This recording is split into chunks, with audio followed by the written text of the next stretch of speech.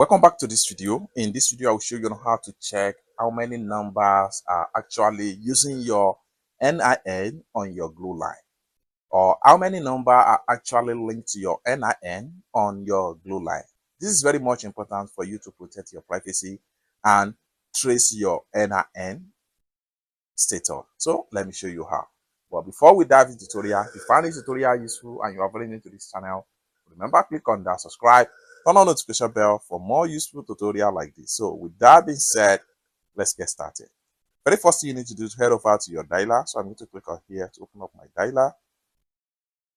Having opened up your dialer, dial star 996 hash and send on your Glo line. And this is going to pump up right here. Next thing you need to do is to click on here and type number 2, then click on send. Your number attached to your NIN will be sent as SMS. Thank you. So what you need to do here is to click on OK. Then here we go. Open the SMS that you receive from the Glo. Just like what you see right here. You can see your link number is this. And if you take note of any number that is very strange and you are not the owner of the particular number that is linked to your NIN, it is now your responsibility to delete the number from your NIN link list in Glo line. It's that simple.